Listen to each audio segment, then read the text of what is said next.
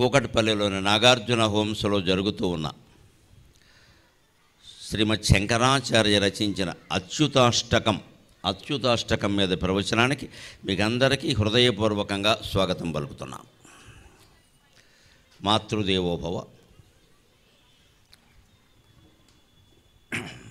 మాతస్త్వమేవ హృదయోత్సవ బాలగీత, మాతస్త్వమేవ హృదయోత్సవ బాలగీత, గీతాత్వమేవ యదునందన వాక్ప్రపోత. మాతస్త్వమేవ హృదయోత్సవ బాలగీత, గీతాత్వమేవ యదునందన వాక్ప్రపోత. పూతాత్వమేవ పరిపూర్ణ సుధాం సుజాత, పూతాత్వమేవ పరిపూర్ణ సుధాం సుజాత. జాతాత్వమేవ సుకుమార గిరాకృతార్థ, జాతాత్వమేవ. మాతస్త్వమేవ హృదయోత్సవ బాలగీత. ఇక్కడ నవరాత్రుల సందర్భంగా ప్రతిష్టాపన చేసిన గణపతి విగ్రహాన్ని గమనించండి. ఎందుకింత బృహద్విగ్రహం ఉంటుంది? హిందూ దేవతల్లో మరి ఏ దేవుడికి ఇంత విగ్రహం ఉండదు. మరీ విచిత్రం ఏంటంటే ఈయనే మళ్ళీ మనం పూజ చేసేటప్పుడు పసుపు వినాయకుడి రూపంలో బాగా చిన్నవాడి కింద తమలపాకులో ఉంటాడు. ఈయనే పెద్దవాడు, ఈయనే చిన్నవాడు. ఇదే వైదిక ధర్మంలో ఉండే రహస్యం. భగవంతుణ్ణి పెద్దవాడనడానికి కానీ చిన్నవాడనడానికి కానీ లేదు. అణోరణీయాన్ మహతో మహీయాన్, పెద్దవాడు అని చెప్పాలంటే ఆయన కంటే పెద్దవాడు ఎవరూ లేరు. భగవంతుడు అనడం కేవలం వ్యవహారం కోసం, ఆయన స్త్రీ అని కానీ పురుషుడని కానీ మనం చెప్పలేం. అమ్మవారు అనుకున్నా అంతే. పోనీ చిన్నవాడు అందామంటే అణోరణీయాన్, అణువులో కంటే అణువు ఆయన. ఎంత పెద్దగానైనా ఉండగలడు, ఎంత చిన్నవాడైనా కాగలడు. ఒక శ్రీకృష్ణుని రూపాన్ని కానీ, రాముని రూపాన్ని కానీ, అమ్మవారి రూపాన్ని కానీ మనం ఎలా చెయ్యలేం. వినాయకుని విషయంలోనే ఇది జరుగుతుంది. ఎంత చిన్న విగ్రహమైనా పెడతారు, ఎంత పెద్ద విగ్రహమైనా పెడతారు. ఏమిటి రహస్యం అంటే, చిన్న పెద్ద, ఆడ మగ భేదాలు కానీ, కుల భేదాలు కానీ, మత భేదాలు కానీ, ప్రాంత భేదాలు లేకుండా సృష్టి అంతా వ్యాపించినటువంటి తత్వం ఒక్కటే, అంతా ఒక్కటే అని గ్రహించడమే జ్ఞానం. ఇంతకు మించిన జ్ఞానం ఏమీ లేదు. దానికోసమే మనం నవరాత్రులు చేసుకున్నా, రేపు దసరా 10 రాత్రులు చేసుకున్నా అంతే. ఇది పండగలు మనం వరుసగా జరుపుకుంటాం. ఇప్పుడు భాద్రపద మాసం 9 రాత్రులు, తర్వాత వాళ్ళ అమ్మగారు వస్తుంది, మా అబ్బాయికి 9 రాత్రులు చేశారు, నా కథ ఏమిటి ఉంటుంది, నీకు ఇంకోటి ఎక్కువ చేస్తామమ్మా 10 రాత్రులు అంటాం దసరా. మరి ఈయన గారికి అంది కదా. తర్వాత వీళ్ళ నాన్నగారు వస్తాడు, మా ఆవిడికి 10 రోజులు చేశారు, మా అబ్బాయికి 9 రోజులు చేశారు, వీళ్ళందరినీ పోషిస్తున్నది నేను, ఊరికే కూర్చుని తింటున్నారు వీళ్ళు, బిచ్చమెత్తి పోషిస్తున్నాను, పైగా నా సంగతి ఏమిటంటాడు. కార్తీక మాసంలో వస్తాడు, ఆయనకి నెలంతా చేస్తాం. ఎందుకంటే ఆయన కోపం వచ్చిందంటే 2 కళ్ళతో చూడడు, 3వ కంటితో చూస్తాడు, భస్మం అయిపోతాం. అందుకని కోపడకాయ బాబు, మీ అబ్బాయికి 9 రోజులు చేశాం, మీ ఆవిడికి 10 రోజులు చేశాం, నీకు నెలాళ్ళు చేస్తాం. తర్వాత ఈయన మేనమా వస్తాడు, శ్రీ మహావిష్ణువు. మరి 2 పార్టీలు ఉన్నాయి మాకు దేవలోకంలో కూడా, మరి నా సంగతి ఏమిటంటాడు. మార్గశిర మాసం అంతా అయిందే. ఇదే హిందూ ధర్మంలో రహస్యం. సరిగ్గా మీరు గమనించండి, ఈ మాసాలు వరుసగా వస్తాయి: భాద్రపదం, ఆశ్వీజం, కార్తీకం, మార్గశిరం. పైగా చిత్రం ఏమిటంటే ఇవి దక్షిణాయనంలో వస్తాయి, ఉత్తరాయణంలో రావు. పుణ్యతిథులు, పర్వదినాలు అన్నీ దక్షిణాయనంలో వస్తాయి, ఉత్తరాయణంలో తక్కువ. జనవరిలో సంక్రాంతి ఉంటుంది, ఫిబ్రవరిలో శివరాత్రి, మార్చిలో మనం పెట్టుకున్నదే ఉగాది. భారతదేశం అంతా ఏం జరుపుకోరు, తెలుగు వాళ్ళే జరుపుకుంటారు. శ్రీరామనవమి క్లోజ్, మళ్ళీ మాట్లాడే పని లేదు శ్రావణ మాసం వరకు. శ్రీరామనవమితో అయిపోయినట్టే లెక్క. ఏప్రిల్ తర్వాత మే, జూన్, జూలైలో ఏముండవు పండగలు. మరి అది ఉత్తరాయణం. ఎందుకు ఋషులు ఈ సంస్కృతిలో ఇలా దక్షిణాయనంలో పండుగలన్నీ రావడం, పర్వదినాలు రావడం, ఉత్తరాయణంలో మామూలుగానే ఉండడం ఎందుకు ఏర్పాటు చేస్తారు? ఉత్తరాయణం ఎలాగూ పుణ్యకాలం, దక్షిణాయనం అంత మంచి కాలం కాదు అనేటువంటి నమ్మకం ఉంటుంది సహజంగా. భూగోళం ఈ సూర్యుడు చుట్టూ తిరిగేటువంటి పరిస్థితిని బట్టి కదా ఈ ఉత్తరాయణం దక్షిణాయనం అనేది వచ్చింది. మకర సంక్రమణం అయితే ఉత్తరాయణం అంటారు, కర్కాటక సంక్రమణం అయితే దక్షిణాయనం అంటారు. మన గురించి భూమండలం తిరగడం మానేది కదా. ఈ తిరుగుతున్నప్పుడు వాతావరణాన్ని బట్టి వ్యతిరేక శక్తులు అనుకూల శక్తులు ప్రసరిస్తూ ఉంటాయి. ఉత్తరాయణంలో అనుకూల శక్తులు ఎక్కువ, పాజిటివ్ ఫోర్సెస్ అంటాం. దక్షిణాయనంలో ప్రతికూల శక్తులు ఎక్కువ. అందరి మీద అవి పనిచేస్తాయని కాదు, బలహీన ప్రాణుల మీద పనిచేస్తాయి. వ్యాధులు ఎవరికి వస్తాయి? వ్యాధి నిరోధక శక్తి లేని వాళ్ళకి వస్తాయి, ఉన్నవాళ్ళకి రావు. ఒక బాగా మొండి బండవాడు ఉంటాడు, వాడికి లేని దుర్వ్యసనం ఉండదు, వాడి ఇల్లు బంగారంగా 125 ఏళ్ళు బతుకుతాడు, ఏమీ చెయ్యవు వాడిని. బాగా సున్నితమైన ప్రాణి ఒకడు ఉంటాడు, అల్పప్రాణి, అరగడియ భోగం 6 నెలల రోగం, వాడి పరిస్థితి. కాస్త పొరపాటున ఒక బూరు ఎక్కువ తిన్నాడు అంటే అంతే, రాత్రి ఇంక బెడ్రూమ్ టు బాత్రూమ్. ఏమనాలి? వ్యాధి నిరోధక శక్తి సమస్య, గుండె ధైర్యం కూడా సమస్య. దక్షిణాయనం అనేది అది పుణ్యకాలమే, కానీ కొంచెం తక్కువ. బయట వాతావరణం, ఈ భూమి తిరిగేటువంటి దాన్ని బట్టి ఉండే వాతావరణం కర్కాటక సంక్రమణం నుంచి మకర సంక్రమణం వరకు జీవుల మీద, మానవులను కాదు అన్ని జీవుల మీద కూడా కొంచెం వ్యతిరేకత ప్రభావం ఎక్కువ ఉంటుంది. కాబట్టి మన మనస్సు ఆ గాడిలో పడిపోయి తప్పుదారి పట్టకుండా ఉండడానికి మన ఋషులు ఈ దక్షిణాయనంలోనే అన్ని పండుగలు ఏర్పాటు చేశారు. ఆ ఋషులకి నమస్కారం, ఆ ఋషి సంస్కృతికి నమస్కారం. వ్యక్తి బలాన్ని కాదు, బలహీనతను కూడా గమనించినటువంటి ఏకైక ధర్మం హిందూ ధర్మం, ఏకైక మతం హిందూ మతం. నీ బలం కాదు, నీ బలహీనత కూడా. ఇవాళ ఏడాది పెళ్ళవకుండా విడాకులు అవుతున్నాయమ్మా, ఏడాది కూడా కాకుండా. ఇప్పుడు కారులో వస్తూ పత్రికలో చూసి నేను ఆశ్చర్యపోయా. ఏడాది కాకుండానే విడాకులు అవుతున్న వాళ్ళు 75% ఉన్నారట. విడాకులు తీసుకుంటున్న వాళ్ళల్లో ఏడాది కాకుండానే విడాకులు తీసుకుంటున్న వాళ్ళు 75, అంటే ఉండలేకపోతున్నారు అసలు. పాపం అసలు అంత తొందర అయిపోతుంది, అంత తొందరపడి పెళ్లి చేసుకున్నారు, అంత తొందరపడిపోతున్నారు. కొన్ని కారణాలు ఏమన్నా ఉన్నాయంటే చాలా చిన్న కారణాలు. ఈ సందర్భంలో మనం చెప్పుకోవలసింది ఏమిటంటే, ఈ ఫోర్సెస్ ఎవరి మీదనైనా పనిచేస్తాయి. దాని ప్రభావం ఎవరి మీద ఉంటుంది, నువ్వు తట్టుకుని కాస్త ఉండగలిగితే ఉండదు. మనస్సును పవిత్రమైన ఆలోచనలతో నింపుకోవాలి. ఇప్పుడు నింపుకుంటే వాటిని తట్టుకోగలుగుతాం. ఏ ఆలోచన వస్తే ఆ ఆలోచనని ఊరికే పొడయలోంచి నీళ్ళు వచ్చినట్టుగా రానిచ్చామనుకో, అవి నాశనం చేసేస్తాయి. అలాగా చెడు ఆలోచనలు కూడా బయట వాతావరణం ప్రభావం వల్ల ఉన్నప్పటికీ మనుషుల మీద ప్రభావం చూపించకుండా ఉండడానికి మన ఋషులు ఈ ఆచారాలన్నీ ఏర్పాటు చేశారు. ఈ పేరు మీద పండుగలు, ఏదో ఆరాధన, మా బోటిగాళ్ళు అందరూ వచ్చేవో 4 మంచి మాటలు చెబుతూ ఉండడం, అవన్నీ వింటూ ఉండడం, ఇవన్నీ జరిగితే నిలబడతారు కదా, మనుషులు నిలబడాలి కదా. పార్వతీ పరమేశ్వరుల పెళ్ళి ఎప్పుడైందో ఎవరికి తెలుసు? పోనీ వాళ్ళ సంతానం ఏమైనా వాళ్ళతో ఉన్నారా? వినాయకుడు ఆయన ప్రత్యేకమైన దైవం, కుమారస్వామి ఆయన ప్రత్యేకమైన దైవం. వాళ్ళేం కైలాసంలో మకాం పెట్టు కూర్చోలేదు.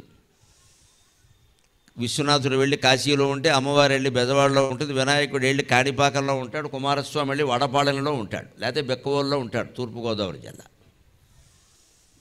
ప్రధాన క్షేత్రాలు కొన్ని ఉన్నాయి కదా, కానీ వాళ్ళంతా కలిసే ఉంటున్నారు ఒక కుటుంబంగా.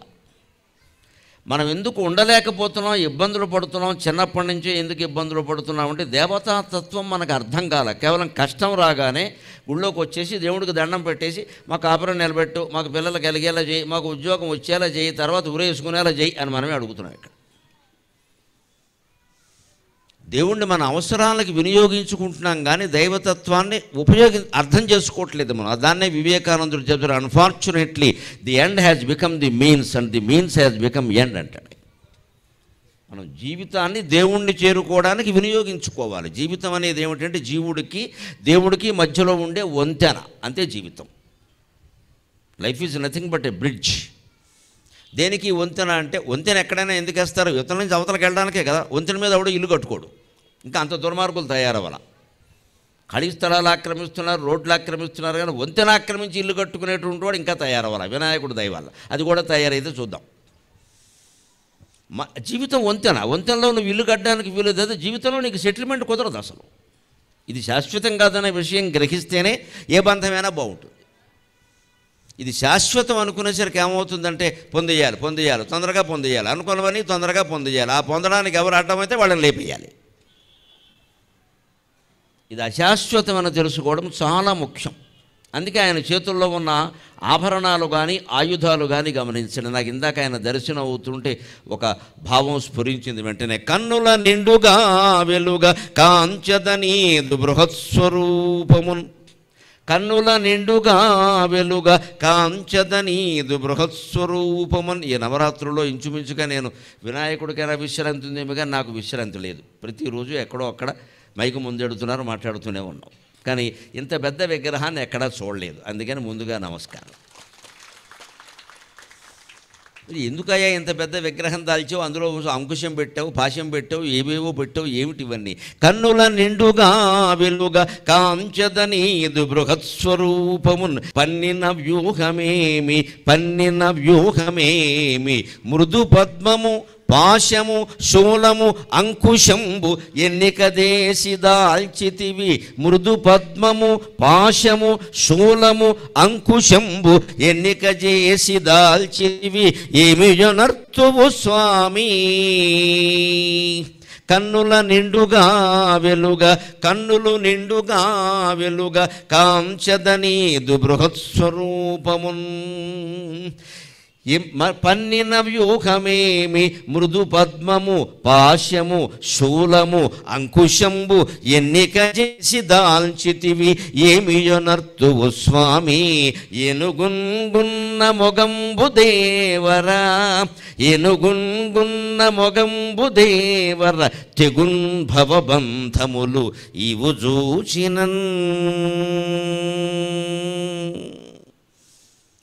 జీవితం ఎప్పటికైనా ముగిసిపోతుందని అర్థం చేసుకుంటే జీవితం అందంగా ఉంటుందండి. ఆ ఆలోచన కూడా మనం రానియ్యం. మనం ముగింపుకి సిద్ధంగా ఉండం. జీవితం బాగుండాలంటే మరణం అర్థం కావాలి. మరణం సుఖంగా సాగాలంటే జీవితం సుఖంగా సాగాలి. జీవితాన్ని మర్చిపోతేనే మరణం సుఖంగా ఉంటుంది. అయితే మరణ సమయంలో ఇవన్నీ గుర్తొచ్చి కంఠానికి చుట్టుకుంటాయి పీకల్లాగా. అందుకే ఆయన చేతుల్లో మీరు ఆయుధాలు ఆభరణాలు గమనించండి. జీవితం ఎలా గడపాలో, ఎక్కడ వదిలించుకోవాలో కూడా చెబుతున్నాయి ఆ 4. కన్నుల నిండుగా వెలుగా కాంచదనీదు బృహత్స్వరూపమున్. మన విగ్రహారాధనలో విశేషం ఏమిటంటే, ఇంత పెద్ద విగ్రహం పెడితేనే పిల్లలు కూడా వచ్చి చాలాసేపు చూస్తారు. వాళ్ళ అట్రాక్షన్ కోసం పెట్టాలి, లేకపోతే అవసరం లేదు. ఎందుకింత పెద్ద బాగా ఖర్చు అయి ఉంటుంది, బాగా స్థలం కూడా అవసరం.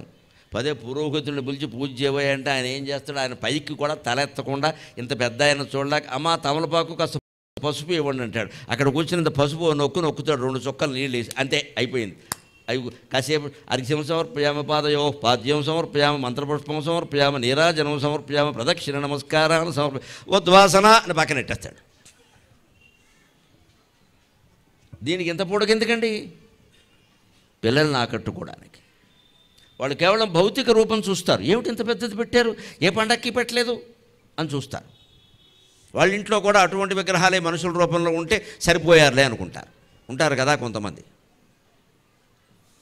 అలా చూసి ఆనందిస్తారు. అందుకోసం కేవలం ఆకర్షణ అది ఒక్కటే అనుకుంటే పొరపాటు, అది పిల్లలకి. మరి మనకేమిటి?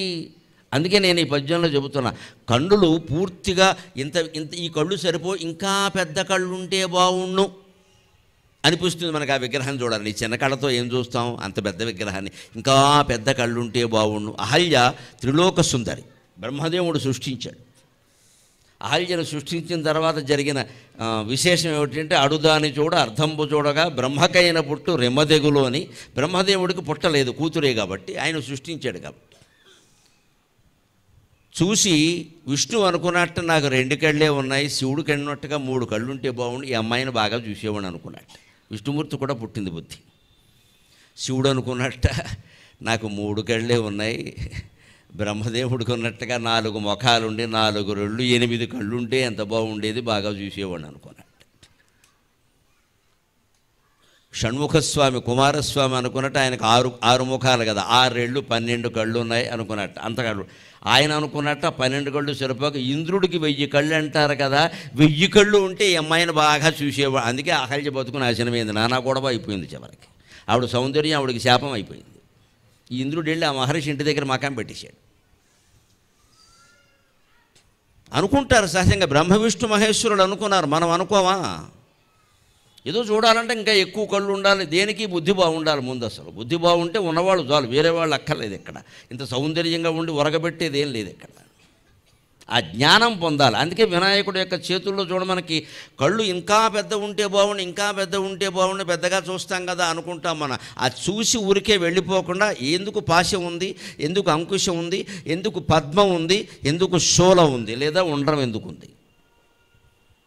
పద్మాన్ని ఒక చేతిలో ధరిస్తాడు, పాశం ఒక చేతిలో ఉంటుంది, అంకుశం ఒక చేతిలో ఉంటుంది, శూలం ఒక చేతిలో ఉంటుంది. మనం జీవితాన్ని పద్మంలా గడపాలి. మన దేవతలందరూ పద్మంలో ఆసీనులై ఉంటారు. గమనించండి, సరస్వతీదేవి పద్మంలో కూర్చుంటుంది, లక్ష్మీదేవి పద్మంలో కూర్చోవడం కాదు, 2 పద్మాలు చేత్తో పట్టుకుని ఉంటుంది. పద్మప్రియే పద్మిని పద్మహస్తే పద్మాలయే పద్మదళాయ దాక్షి అని.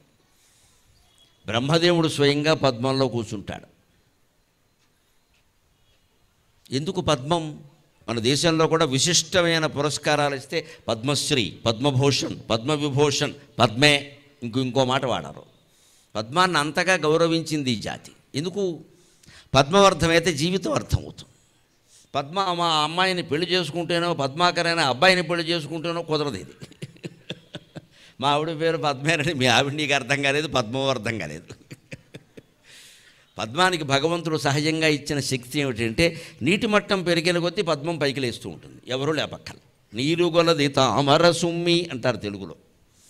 నీటి గొలది తామర, నీరు ఎక్కువైన కొద్దీ పద్మం పైకి లేస్తుంది. అలాగే ఈ జీవితం ఒక సాగరంలాగా నిన్ను ముంచేస్తూ ఉంటే నువ్వు దాన్ని తప్పించుకోలేవు. ఎలాగో తెంచుకుని వెళ్ళిపోకూడదు, ఉండాలి. అక్కడే ఉంటే ఇంకాస్త ఎత్తు ఎదగాలి. అది ఎంత ఎత్తు వస్తే మనం ఎదుగుతున్నాం కదా. జీవితానికి అతీతంగా ఎదగాలి. దాన్నే అమ్మవారి నామాల్లో ఏం చెబుతారు? లోకాతీత, గుణాతీత, సర్వాతీత, శమాత్మిక. ఆవిడ లోకానికి అతీతం, అన్ని గుణాలకే అతీతం, అన్నింటికీ అతీతం, సర్వాతీత. కాబట్టే శమాత్మిక, శాంతంగా ఉండగలుగుతాం. ఆవిడ అతీత, మన ఒట్టి తీత, అన్నిటికీ తీతే.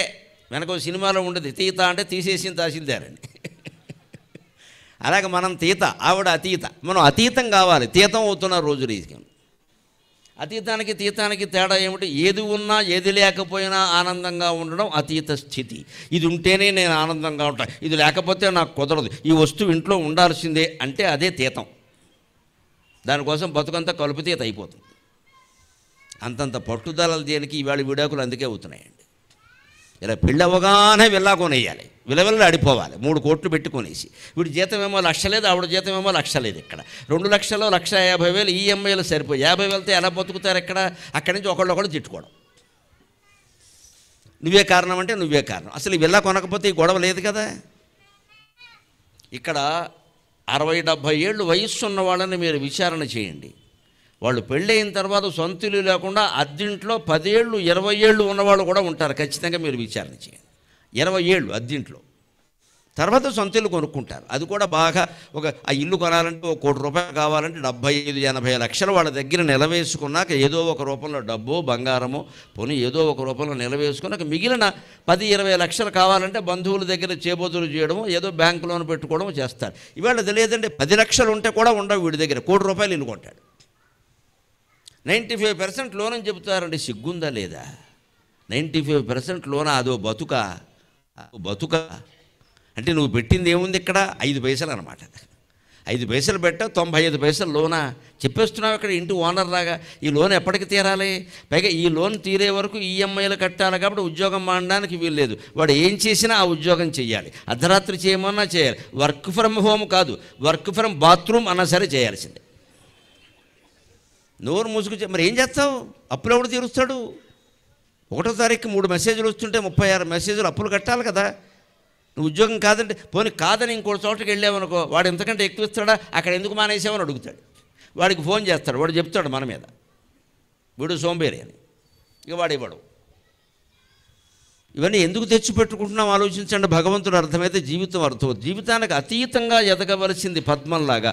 అందుకోసం భగవంతుడు పద్మాన్ని చేత్తో ధరిస్తాడు. వినాయకుడు పద్మంలో కూర్చోడు, పద్మం అణిగిపోతుంది, తట్టుకోలేదు. అందుకని పద్మాన్ని చేత్తో పట్టుకుంటాడు ఆయన. ఓ చేతిలో పద్మం ఉంటుంది. ఎందుకు?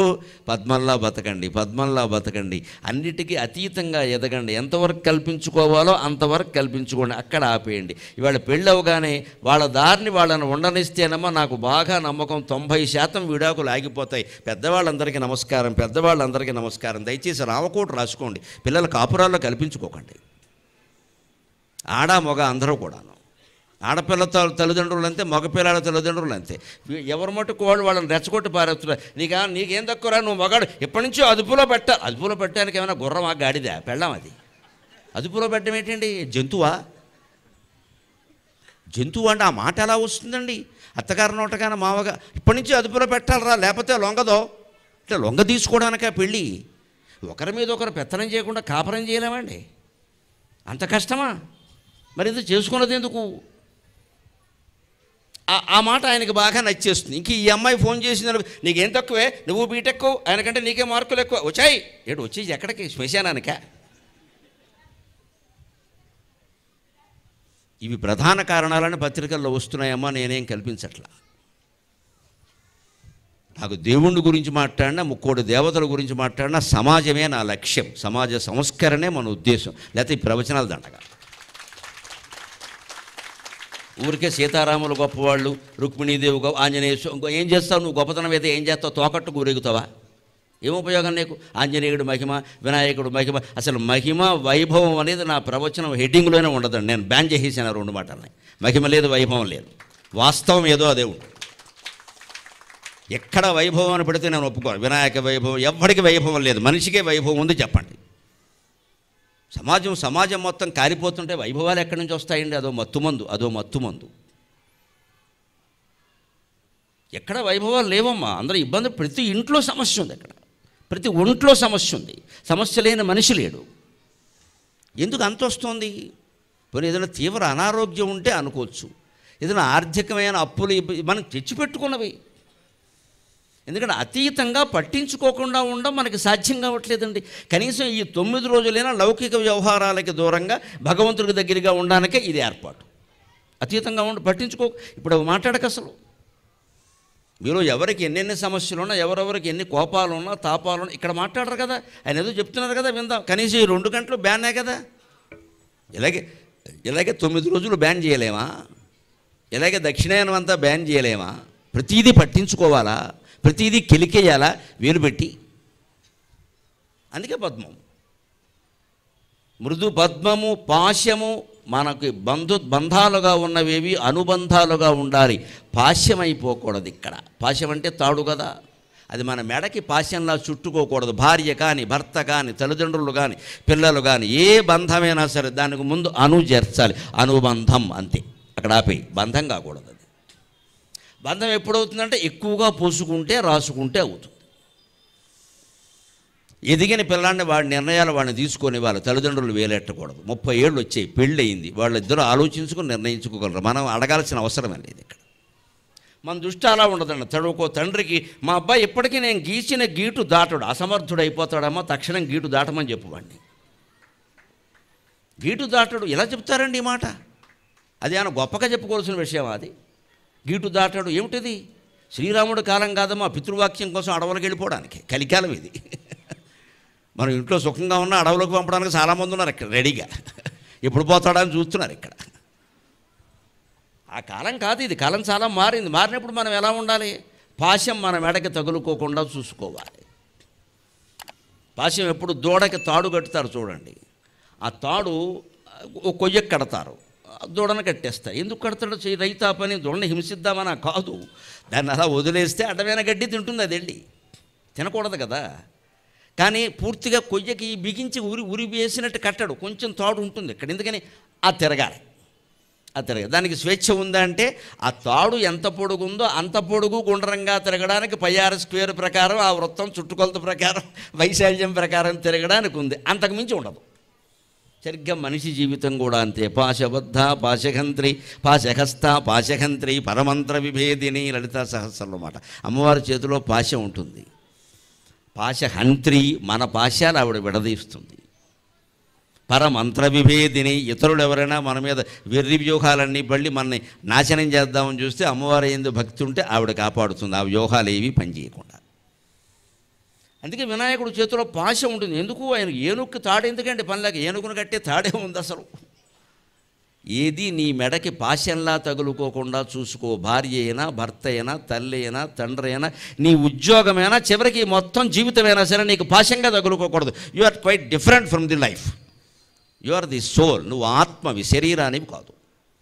ఈ దిక్కుమాల శరీరంలో ప్రవేశించబట్టి మనకి ఇదే నేను అనే భావన పెరిగిపోయి ఇంకా దీన్ని కాపాడుకుందుకు ఎన్ని బ్యూటీ క్లినిక్లో తెలియదు. ఇంకా ఈ బోడి శరీరాన్ని కాపాడుకోవడానికి ఇదివరకు ఆడాళ్ళకు ఉండేవి, ఇప్పుడు మగాళ్ళకు కూడా వచ్చేసింది ఈ జబ్బు. మెన్స్ బ్యూటీ క్లినిక్ ఏంటి? వాడు ఏమైనా ఇంజక్షన్ చేస్తాడు? నాకు అర్థం కాదు. క్లినిక్ ఏమిటి? డబ్బులు కొట్టేయడానికి. జుట్టు కత్తిరించడానికి క్లినిక్ ఏమిటండి? మామూలుగా జుట్టు కత్తిరిస్తే నువ్వేమిస్తావు? 50 ఇస్తావు, 100 ఇస్తావు. క్లినిక్ అన్నాడు అనుకో 2000 ఇస్తాడు. ఏదో కొత్త పేరు ఒకటి పెట్టడం, అమెరికా వాడి పేరు పట్టుకొచ్చి ఏం చేస్తాడు? ఇక్కడ ఉన్న జుట్టు పీకేస్తాడా? దీనికి మళ్ళీ 3 నెలల ప్యాకేజీ, 6 నెలల లీకేజీ. ఇంకెప్పుడు వాడి దగ్గరికి వెళ్ళాలి. ఏమైనా ఉందా? ఇంత చేసినా ఇది ఖచ్చితంగా 7 ప్యాక్ శివసేనానికి వెళ్ళిపోవలసింది, ఈవేళ కాకపోతే రేపైనా సరే. ఈలోగా మనం సాధించాలంటే ఏం చేయాలో తెలుసు? అంకుశం. అంత ఏనుగు లాంటి శరీరానికి ఒక్క అంకుశం చాలండి. ఏనుగు ఎంత లావుగా ఉంటుంది? కాళ్ళు, వేళ్ళు, తొడ, మెడ, తొండం అన్నీ, చేట, చెవులు అన్నీ లావే. అంత లావు ఉండేటువంటి ఏనుగుని మరగుజ్జు మనిషిలా ఉండే మావటి వాడు కంట్రోల్ చేస్తాడు, అదుపులో పెడతాడు. వాడి తెలివి. ఏనుగు మీదకి మావటివాడు ఎక్కుతాడు కదా, ఎలా ఎక్కుతాడో తెలుసు? ఆశ్చర్యకరం అండి. మనం ఆ సాహసాలు చేయలేం. కృష్ణదేవరాయల ఆముక్తమాల్యదలో వర్ణిస్తాడు, ఏనుగు మీదకి ఎక్కాలంటే ముందు తాడి చెట్టు ఎక్కుతాడట. ఏనుగులను అక్కడ కట్టేస్తారు, ఏనుగుల శాల తాడి చెట్టు ఎక్కుతాడట. తాడి చెట్టు మించి ఏనుగు మెడ మీదకి దూకుతాడు వాడి ప్రాణాలు బంగారంగాను. వాడి సాహసమేమనాలి. అంత సరిగ్గా కింద పడితే వాడు పోతాడు, దూకుతాడు. లేకపోతే నెమ్మదిగా ఏనుగు కాలు పట్టుకుని పైకి ఎక్కితే ఎక్కనిస్తుందండి, ఒక దెబ్బ కొడితే మళ్ళీ ఉండడు ఇక్కడ. వాడు ఎందుకు వస్తున్నాడో దానికి తెలియదా? ఈ 2 ఎడ్ల బండి నడిపేవాడు ఎడ్ల బండి ఎక్కినట్టుగా ఏనుగు ఎక్కడం సాధ్యం కాదండి. దాని తొండం పట్టుకుని ఎక్కితే తొండం పెట్టి విసిరి పారేస్తుంది. అందుకని నేర్పుగా ఏం చేస్తారంటే వాడు అంత ఏనుగు ఉన్న చోట ఎత్తైన గోడ కానీ ఏదైనా ఉంటే లేదా తాడి చెట్టు ఉంటే అంది మీదకి ఎక్కి దాని మీద దూకుతాడు. దానికి తెలియదు ఎక్కుతున్నట్టు. అప్పుడు దాన్ని ఎక్కడ పొడుస్తాడు? అంకుశం ఉంటుంది వాడి చేతిలో. అంకుశం అంటే చిన్న గుణపం. మన ఈ ఇంటి వెనకాల ఉండే మొక్కల్ని బాగు చేయడం కోసం ఇలాగా తొళిక అంటారు చూడ, అలా ఉంటుంది. అంతే అంకుశం. అది చేతి గుణపం, చిన్న గుణపం. ఈ చేత్తో ఇలా పట్టుకుంటే ఇలా వంపుగా ఉంటుంది. అది పెట్టి పొడుస్తాడు. ఎక్కడ పొడుస్తాడో తెలుసా? దాని లూప్ హోల్ అంటాం, లొసుగు వాడికి తెలుసు. ఇంత పెద్ద ఏనుక్కి భగవంతుడు ఎక్కడ పెట్టాడో లొసుగు అంటే ఈ 2 కుంభస్థలాల మధ్యలో పెట్టాడు. కడవంత గుమ్మడికాయ కత్తిపేటకు లోకమని అక్కడ పెట్టాడు. అక్కడ పొడుస్తాడు. పొడిచేసరికి అది ఏమవుతుందంటే వాడు అందుతాడా అంటే తొండానికి అందడు, తోక దొరకడు. వాడు మధ్యలో ఉన్నాడు. వాడు తొండానికి అందడు. తొండం అంత పెద్ద లేవదు, తోక అసలు చిన్నది లేవదు. అది ఏమీ చేయలేక కొట్టద్దు మొర్రో, పొడవద్దు మొర్రో, నువ్వు ఎలా చెప్తే అలా వింటా అని దాని మైండ్ సెట్ అలా అలవాటు అయిపోయింది. ఈ చిన్న మరుగుజ్జు వాడికి ఏనుగు లొంగిపోతుంది. అలాగే నీ జీవితాన్ని నువ్వు అదుపులోకి తీసుకోవాలి, తెలివితేటలతో తీసుకోవాలి. ఇతరుల మీద అదుపు కోసం ప్రయత్నిస్తున్నారు, అందుకే దరిద్రం వస్తుంది. ఇక్కడ వారినెవరినో నువ్వు అదుపు చేయడం, నిన్ను అదుపు చేసుకో. నీ మనస్సు నీ అదుపులో ఉందా? నీ శరీరం నీ అదుపులో ఉందా? నువ్వేది తినాలనుకున్నావో అదే తింటున్నావా? అడ్డమైన గడ్డి తింటున్నావా? మరి అదుపులో ఉన్నట్టా లేనట్టా? ఏది ఎప్పుడు తినాలో ఒక లెక్క ఉంది, అదే తినాలి కదా. మనకు తోచిందల్లా ఎందుకు తింటున్నాం? అర్ధరాత్రి 1 గంట వరకు పనిచేయడమా? అప్పుడు స్విగ్గీ జొమాటో వాడికి ఆర్డర్ పెట్టడమా? 1 గంటన్నరకు వాడు రావడమా? వాళ్ళు ఈ మధ్య కొత్త విద్య నేర్చారు. రైనీ ఫీజ్ అని ఒకటి దగ్గరిస్తున్నారు. ఇక్కడ వర్షంలో పిలిస్తే ఎక్కువేస్తాడు. అసలు వర్షంలో నేను ఆర్డర్ పెట్టమని వాడు చెప్పాడా? దానివల్ల వాళ్ళు బాగుపడుతున్నారండి. కనీసం ఆ కుర్రాళ్ళు కూడా బాగుపడడం లేదండి. కంపెనీ వాడు బాగుపడుతున్నాడు. వాళ్ళు పబ్లిక్ ఇష్యూ విడుదల చేస్తారు, ప్రపంచ కుబేరుల్లో ఒక్కళ్ళు అవుతారు. ఆ స్విగ్గీ జొమాటో పట్టుకొచ్చే కుర్రాళ్ళని మీరు చూడండి, వాళ్ళు బీటెక్లు ఎంటెక్లు చేసిన వాళ్ళు ఉన్నారు అందులో. వాళ్ళు అర్ధరాత్రి అపరాత్రి వాన అదే పగలు ఎండలో, రేపు వేసవకాలం వస్తే చచ్చిపోతారు చెమటలతో, వానలో వస్తూ ఉంటారు. మా అపార్ట్మెంట్ దగ్గర చూస్తా, 24 గంటల్లో ఎవరో ఒక స్విగ్గీ ఆర్ జొమాటో ఓ బండి అక్కడ ఉంటుందండి. 24 గంటలు ఎవరు తెప్పించుకుంటారో తెలియదు. నాకు గుర్తున్నంత వరకు మేము తప్పితే అందరూ తెప్పించుకుంటారు. మాకు అవి రావడానికి వీల్లేదు అసలు. కానీ బయటకు వచ్చి చూస్తే, బాల్కనీలోకి వచ్చి చూస్తే వీళ్ళ దృశ్యం ఇప్పుడు ఎలా వచ్చాడు అసలు ఇంత వానలో? ఇంత చేసి వీడు ఆర్డర్ ఇచ్చింది అదో 2 ఇడ్లీయో చిన్న ఇంత బిర్యానీ. దానికోసం వాడు చచ్చిపోవాలి. వాడు ఆలస్యం అయితే కేకలు. అంటే మన మనసు మన అదుపులో ఉన్నట్టేనా? లేదుగా. అందుకే అంకుశం. ఏనుగు లాంటి జంతువుని అదుపులో పెట్టగలిగాడే, ఆ అంకుశాన్ని ఆయన చేత్తో పట్టుకున్నాడే. మన జీవితంలో విచక్షణ అనే అంకుశంతో మన ఇంద్రియాలని మనమే అదుపులో పెట్టుకోవాలి. విచక్షణ కామన్ సెన్స్ అని కూడా అంటారు. ఆ మాత్రం విచక్షణ లేకపోతే అలాగ ఏది తినాలి, ఏది తినకూడదు, ఏది మాట్లాడాలి, ఏది మాట్లాడకూడదు, ఎప్పుడు ఎలా ఉండాలి, ఎవరితో ఎలా ఉండాలి, అసలు మన వేషం ఎలా ఉండాలి, మన భాష ఎలా ఉండాలి, మన ఇంట్లో మనం ఉంటే ఎలా ఉండాలి, బయటికి వెడితే ఎలా ఉండాలి, ఇది విచక్షణ. ఇక శూలం, అది ఫైనల్. శూలం ఎందుకంటే శివుడి చేతిలో వాళ్ళ నాన్నగారి నుంచి వచ్చింది, ఇది వారసత్వం. అది ఫైనల్, చివరి ఆయుధం. అది శూలానికి సరిగ్గా 3 అంచులు ఉంటాయి. ఈ మొత్తం జీవిత వ్యవస్థ ఏర్పడడానికి మంచిదేనా చెడ్డదేనా, దానికి కారణం త్రిగుణాలు: సత్వగుణం, రజోగుణం, తమోగుణం. ఈ మూడింటిని ఒక్కసారి దెబ్బ కొట్టాలంటే 3 అంచుల ఆయుధం ఉండాలి. అందుకే అమ్మవారు మహిషాసుర మర్దనం చేసేటప్పుడు కత్తి వాడింది, చావలేదు; గద వాడింది, చావలేదు; బాణాలు వేసింది, చావలేదు; సుదర్శన చక్రం అంత చక్రం వేసింది, వాడు చావలేదు. శూలం వేస్తే చచ్చాడు చివరికి. ఎందుకంటే మహిషం అంటే దున్నపోతు. ఆ దున్నపోతు లాంటి బుద్ధిని మార్చాలంటే త్రిగుణాలని ఒక్కసారి పొడవాలి తప్ప ఒక్కోదాన్ని నెమ్మదిగా పొడిస్తే కుదరదు. అక్కడ కోచింగ్ సెంటరు, కౌంట్ డౌను ఉండదు, ఒక్క దెబ్బ కొట్టాలంతే. నఖశిఖ పర్యంతం కింద పడిపోయేలా ఒక్కటే దెబ్బ కొట్టాలంటే శూలం. అందుకే ప్రళయాన్ని కల్పించేటువంటి శివుడి చేతుల్లో శూలం ఉంటుంది, మళ్ళీ వినాయకుడి చేతుల్లో ఉంటుంది. ఈ త్రిగుణాల మీద మనం దాడి చేస్తే తప్ప, అంటే అదుపులో పెట్టుకోవడం. తమోగుణం నిద్ర, ఆలస్యం, బద్ధకం, హింస. నిద్ర అవసరమే, నిద్రపోవాలి. రోజుకి 8 గంటలు ఖచ్చితంగా నిద్రపోవాలి. అతీతంగా ఉండడం, జీవితం ఎంత మనని బాధిస్తూ ఉన్నా మన దగ్గరికి చేరుతున్నా దానికంటే ఎత్తు మనం ఎదగడం, అంకుశంతో ఇంద్రియాలను అదుపులో పెట్టగలగడం, ఏ పాశము మనం బంధించడానికి తప్పితే మనని బంధించకుండా చూసుకోవడం, ఏది పాశం కాకుండా చూసుకోవడం. అంతిమంగా 75 ఏళ్ళు దాటేసరికి ఈ త్రిగుణాలని త్రిశూలంతో పొడిచి పారేయగలగడం. తర్వాత యోగేనాంతే తను త్యజాం అని యోగ మార్గంలో శరీరం విడిచిపెట్టడానికి సిద్ధంగా ఉండడం. ఇది వినాయకుడి విగ్రహం మనకు అందిస్తున్నటువంటి సందేశం.